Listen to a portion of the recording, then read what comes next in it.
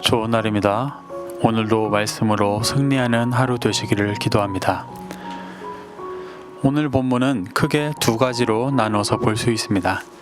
12절부터 18절까지 시험의 근원인 죄에 대해 설명하고 19절부터 27절에는 죄를 해결하고 구원을 얻는 실천적인 방법 중 하나로 말씀을 듣고 실행하는 것에 대해 설명하고 있습니다.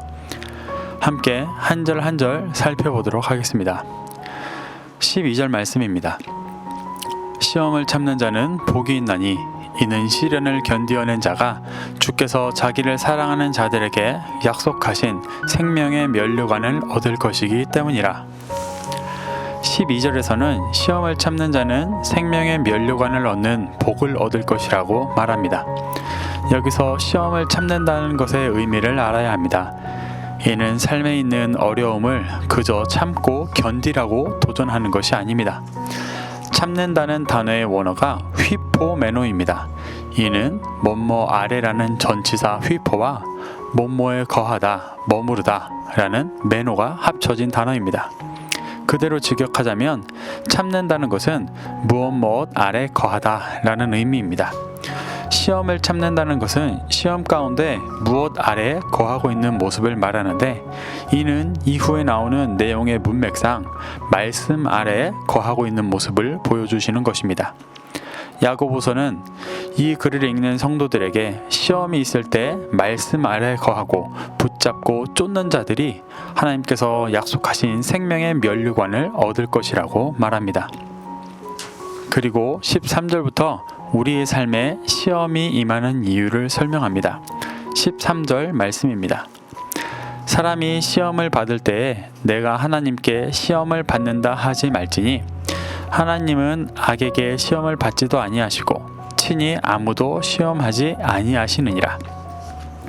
하나님은 악에게 시험을 받지도 않으시고 친히 누구도 시험하지 아니하신다고 말하고 있습니다. 하나님은 시험의 주체가 아님을 말씀하고 계신 것입니다. 그러며 14절부터 15절에는 그 시험의 이유를 말하고 있습니다. 오직 각 사람이 시험을 받는 것은 자기 욕심에 끌려 미혹됨이니 욕심이 잉태한 즉 죄를 낳고 죄가 장성한 즉 사망을 낳느니라. 야고보는 시험이 하나님께서 행하시는 것이 아니라 자기 욕심에 끌려 미혹되기 때문에 일어나는 일이라고 말하고 있습니다. 14절에서 말하는 자기 욕심은 하나님께서 예비하신 구원이 아닌 자신의 육신의 소망을 더 쫓는 마음을 말합니다. 창세기의 아담과 하와가 하나님과 함께하는 가장 근본적인 기쁨을 누리는 에덴에 있었는데도 자기 욕심에 끌려 미혹되어 선악과를 따먹는 것과 같은 마음을 말하는 것입니다.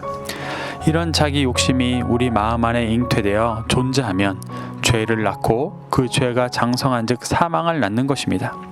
여기서 장성하다의 헬라 원어가 아포텔레오입니다. 이는 완성하다라는 뜻입니다.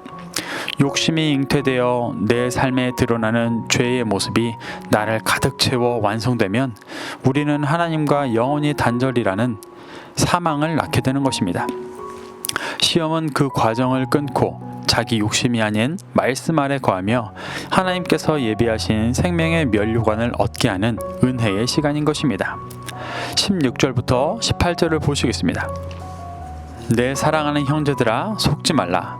온갖 좋은 은사와 온전한 선물이 다 위로부터 빛들의 아버지께로부터 내려오나니 그는 변함도 없으시고 회전하는 그림자도 없으시니라. 그가 그 피조물 중에 우리로 한 첫 열매가 되게 하시려고 자기의 뜻을 따라 진리의 말씀으로 우리를 낳으셨느니라. 16절에서 야고보는 성도들에게 자기 욕심에 미혹되어 속지 말라고 말합니다. 그리고 17절과 18절에서 왜 우리가 자기 욕심에 미혹되지 않고 시험 가운데 말씀 아래 거해야 하는지를 말씀하십니다. 17절에서 말씀하시는 하나님에 대해 변함도 없으시고 회전하는 그림자도 없으시다 라는 표현하는 것은 그림자가 생기지 않는 빛의 본체이신 하나님에 대한 표현입니다. 그 빛의 본체이신 하나님께서 우리에게 온갖 좋은 은사와 온전한 선물을 주십니다. 그 이유는 18절에서 말하는 것처럼 우리로 피조물 중에 한 첫 열매가 되게 하시기 위함입니다. 첫 열매가 된다는 것이 어떤 의미인지 요한계시록 14장 4절에 잘 표현되어 있습니다. 이 첫 열매는 어린 양이 어디로 가든지 따라가는 속량함을 받은 그리스도께 속한 자들을 말합니다. 하나님은 성도들이 이런 첫 열매가 되게 하시려고 진리의 말씀으로 우리를 낳으셨습니다. 이 진통의 과정이 시험입니다. 이 과정을 믿고 쫓는 것이 시험을 통과하는 것입니다. 생명의 면류관을 얻는 길인 것입니다. 야고보는 시험 속에 있는 성도들에게 이렇게 시험의 이유와 하나님의 말씀을 전합니다. 그리고 이제 시험을 참아 생명의 면류관을 얻는 일에 실천적인 방안들을 설명합니다. 그 첫 번째가 오늘 본문에 있는 말씀을 듣고 실행하는 일입니다. 19절부터 20절을 보시겠습니다. 내 사랑하는 형제들아, 너희가 알지니 사람마다 듣기는 속히 하고 말하기는 더디하며 성내기도 더디하라. 사람이 성내는 것이 하나님의 의를 이루지 못함이라. 야고보는 말씀을 듣기를 속히 하라고 말씀하십니다. 그리고 말하는 것과 성내는 것을 더디하라고 말합니다. 말하는 것을 더디하라는 것은 말씀 아래 거하지 않고 자기 욕심에 끌리는 상태에서 자기의 육신의 주장을 하지 말라는 것입니다. 그리고 성내기를 더디하라는 것은 단지 화를 내지 말라는 것이 아니라 영과 육이 충돌하는 상태로 살아가면 안 된다는 말입니다. 성내다의 헬라 원어 오리게는 강한 불만의 상태를 말합니다. 자기 욕심에 끌려가려는 자에게 말씀의 빛이 비춰지면 나타나는 육과 영이 충돌하는 상태입니다. 이런 성내는 상태로는 하나님의 의를 이루지 못하니 하지 말라고 말씀하시는 것입니다. 오직 말씀을 듣고 그 아래 거하기를 힘쓰라고 말하는 것입니다. 21절을 보시겠습니다. 그러므로 모든 더러운 것과 넘치는 악을 버리고 너희 영혼을 능히 구원할 바 마음에 심어진 말씀을 온유함으로 받으라. 모든 더러운 것과 넘치는 악은 자기 욕심에 미혹되는 말씀과 그 마음으로 살아가는 열매들입니다. 이것을 내버리고 말씀을 온유함으로 받으라고 말씀하십니다. 여기서 온유함은 19절에 있는 성내다, 그 오르게와 반대되는 말입니다. 말씀을 듣고 육과 영이 충돌되어 계속 말씀을 따르지 않고 불만만 하고 있는 상태에서 벗어나 겸손함으로 말씀을 믿고 따르는 것을 말합니다. 22절부터 25절 말씀 보시겠습니다. 너희는 말씀을 행하는 자가 되고 듣기만 하여 자신을 속이는 자가 되지 말라. 누구든지 말씀을 듣고 행하지 아니하면 그는 거울로 자기의 생긴 얼굴을 보는 사람과 같아서 제 자신을 보고 가서 그 모습이 어떠했는지를 곧 잊어버리거니와 자유롭게 하는 온전한 율법을 들여다보고 있는 자는 듣고 잊어버리는 자가 아니요 실천하는 자니 이 사람은 그 행하는 일에 복을 받으리라. 야고보는 22절에서 말씀을 행하는 자와 듣기만 하며 자신을 속이는 자 두 대조적인 모습을 말하고 이후 3절에서 이를 설명합니다. 먼저 자신을 속이는 자를 23, 24절에서 설명합니다. 그런 자들은 거울로 자기의 생긴 얼굴을 보고 그 모습이 어떠했는지를 잊어버리는 자입니다. 이들은 말씀으로 자신의 죄를 보고 회개하고 돌이키기보다 그 죄를 잊고 그 죄된 모습으로 살아가는 자들입니다. 반면에 말씀을 행하는 자는 25절에 설명하고 있는 대로 자유롭게 하는 온전한 율법을 들여다보고 있는 자입니다. 이는 말씀이 형식과 문자가 되지 않고 죄에 속박된 중심을 자유케 하는 온전한 율법의 역할을 하게 하는 자인 것입니다. 들여다보다의 헬라 원어가 파라퀴토입니다. 이것은 어느 것을 보기 위해 몸을 굽히다 라는 뜻입니다.